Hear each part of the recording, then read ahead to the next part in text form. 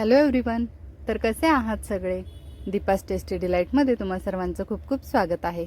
तर आज मी मँगो फालुदा बनवला आहे आणि नेहमी आपण बाहेरून फालुदा वगैरे विकत घेतो खातो, त्यापेक्षा बोललं चला आज घरी बनवूयात. पण मी हा बनवलेला नाही आहे, तर मी आज प्रीमिक्सपासून बनवलेला आहे. पूर्णपणे रेसिपी ही माझी नाही आहे, पण छान वाटलं कधीतरी असं पटकन एक झटपट काहीतरी स्वीट तयार झालं तर खायलाही ते खूप छान वाटतं.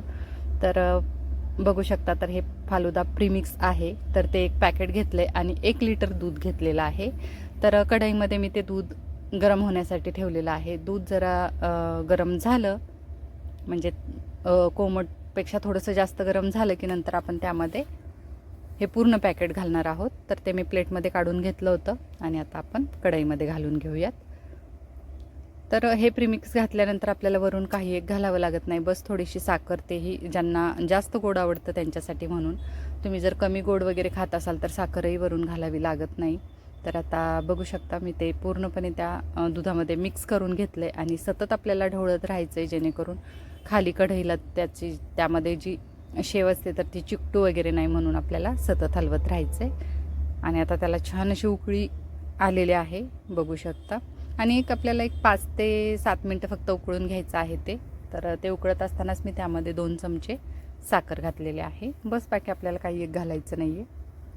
आणि परत एकदा मी ढवळून 2 ते 3 मिनटं छान उकळवून घेतलेलं आहे. आणि नंतर आपल्याला हे बस थंड करून घ्यायचं आहे. तर फ्रीजमध्ये आपल्याला हे कमीत कमी 7 ते 8 तास थंड करून घ्यायचं आहे, म्हणजे कसं होतं, त्याला घट्टसरपणा येतो आणि कलरही छान येतो. तर मी 6 तास तरी ठेवलं होतं फ्रीजमध्ये.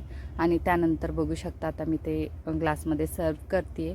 तर त्याला दाटसरपणा पण छान आलेला आहे आणि कलरही छान आलेला आहे. तर आता ते मी एका ग्लासमध्ये सर्व केलं आहे. तर आपण ते ग्लासमध्ये काढल्यानंतर आपण त्यामध्ये थोडंसं फ्रेश आंब्याचे तुकडे घालणार आहोत. तर माझ्याकडे होता हापूसचा आंबा छान असा पिकलेला, तर मी त्याचे छोटे छोटे पीस केलेले आहेत आणि तो आंबा आपण यामध्ये वरून घातलेला आहे.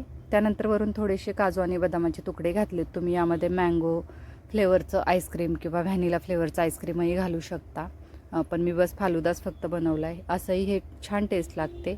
तर आम्हाला तरी सर्वांना हे खूप आवडलं. मी पहिल्यांदाच हे ट्राय केलं होतं, तरी खूप छान होतं. तर तुम्ही एकदा नक्की या प्रकारात मँगो फालुदा किंवा दुसरा कोणताही फ्लेवरचा फालुदा ट्राय करा, तुम्हालाही आवडेल.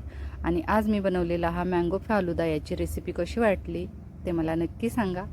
तसेच आपल्या चॅनलला कनेक्टेड राहा. चॅनलवरच्या रेसिपी आवडत असतील लाईक, शेअर, सबस्क्राईब करा.